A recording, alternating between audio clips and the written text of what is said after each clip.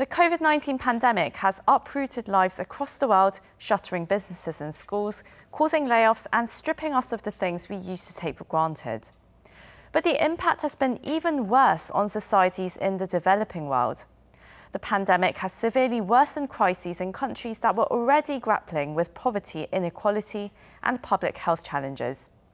This week, we observe World Humanitarian Day on August 19th, and upon this occasion, we speak with Im Sang-woo, South Korean ambassador to the Republic of Madagascar, who has been observing and helping the local response to COVID-19.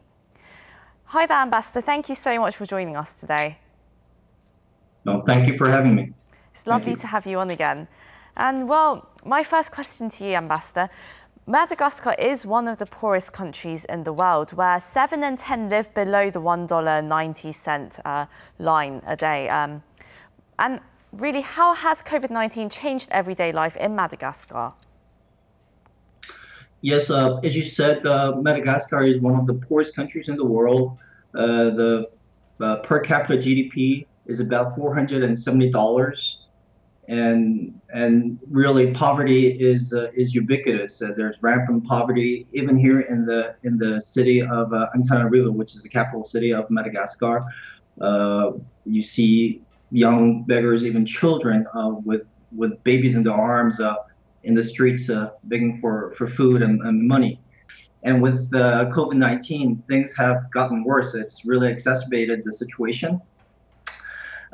First of all, the economy is on a downward spiral, and because of the closure of the airport and the lockdowns, humanitarian assistance has not been able to come in timely. So the people in need are not getting the assistance that they have been getting, and the environment too. You know, Madagascar is really well known for its biodiversity. It's a biodiversity hotbed. 90% of its flora and fauna are found only here in Madagascar.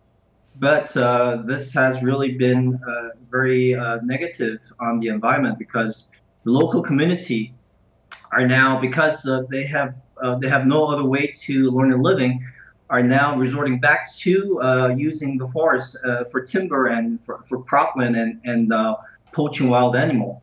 So this has taken a heavy toll on the environment, and tourism has been one of the biggest sectors that earns foreign money for Madagascar. But after the coronavirus hit Madagascar in March, there's been zero tourists here, zero.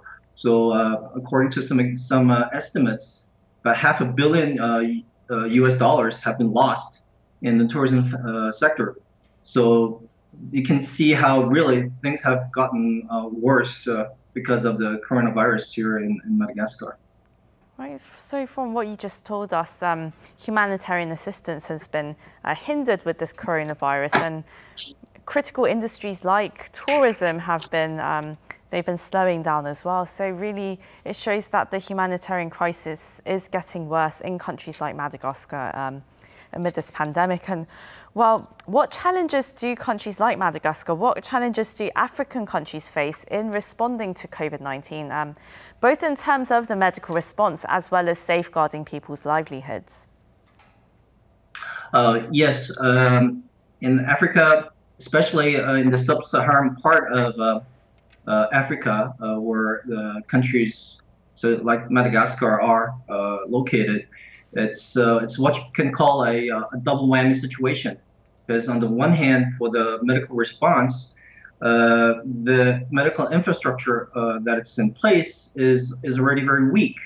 There are not enough numbers of doctors, healthcare workers. There's a huge lack of medical equipment. There's only one doctor per 5,500 people. You know, whereas in Korea, I think the figure is about one doctor for 430 people. And most of the hospitals are concentrated in the urban areas.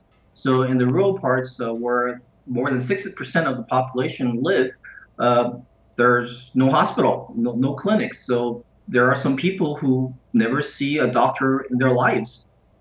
So you can see how COVID-19 has really further weakened this medical system that they have in place. And on the other hand, for the people's livelihood, it's really hard to maintain a lockdown where most people have to get out of their house to earn their living. 80% of all the labor, the workforce in Madagascar are engaged in the informal sector, which means they have to go out every day to earn their living. They're what you call daily workers, journaliers. Maintaining a lockdown to fight the coronavirus can literally threaten the daily lives of these regular people. So it's really hard. It's really hard. And Ambassador, in any crisis, women and children are often the most vulnerable. What are the major risks that they face in developing countries amid this pandemic? Yes, obviously, women or children are most vulnerable in any kind of crisis, and in Madagascar too.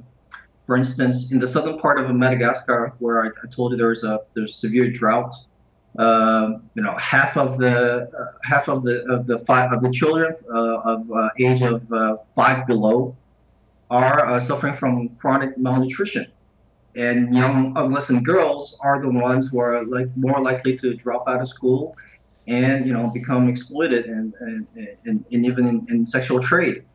So, and incidentally, that is why actually the Korean embassy is implementing a program to empower young adolescent girls in partnership with UNICEF in the southern part of Madagascar. But anyways, so as the economic situation worsens with COVID-19, women and children would become even more vulnerable. For instance, women are more likely to be let go at work than men. In the textile industry, there's about 15% of women engaged in the textile industry have been sent on temporary leave after the COVID-19 crisis broke out. So yes, it is really a sad situation. Very concerning indeed. And on top of what's already happening, there have been concerns over what we call vaccine nationalism these days, and whether developing countries will have sufficient access once a COVID-19 vaccine is developed. Do you think this is a legitimate concern? Yes, it is definitely a legitimate concern. Vaccination is indispensable to fight against the coronavirus. And countries like Madagascar, they don't have the financial means to procure the vaccination needed for all of its population. For instance, in 2019, early 2019, there was an outbreak of measles in Madagascar that left about 70,000 people infected and more than 600 people perished because of the measles outbreak. And the reason for this outbreak was that a lot of people were not vaccinated in Madagascar. So measles spread like fire in 2019, and thanks to the international community, including Korea, who provided aid to procure vaccination, the outbreak was brought under control.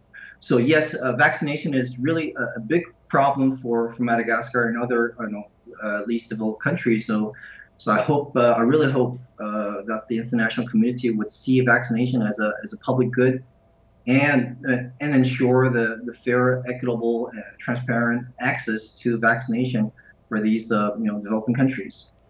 And in that regard, how has the South Korean embassy to Madagascar been supporting efforts to address these humanitarian needs in Madagascar? Yes, actually, we're pretty new here in Madagascar. The Korean embassy opened its doors in 2016, and I'm the first resident ambassador in Madagascar. I came here in January 2018. So I guess you could say that it was up to me to start to design the blueprint for our international cooperation with Madagascar. So I've been trying for the past 3 years to identify key areas where we could contribute to the development of Madagascar and alleviate its humanitarian crisis. So the first area that I looked into is obviously helping the people in the southern part of Madagascar. And we actually signed an agreement with WFP in June to help alleviate the malnutrition situation in the southern part of Madagascar. So we'll be providing a lot of food aid and also irrigation and other technical assistance to the people in that region. And hopefully there will be about 50,000 people benefiting from our program. And second, we also have a clean water and hygiene program in place with UNICEF in the eastern part of Madagascar. So that would also bring clean water to about 400,000 people living in that region.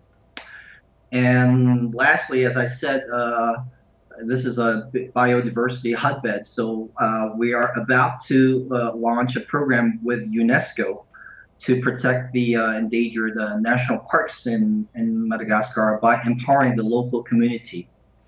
So those are the three key areas I've been looking into in terms of developmental cooperation.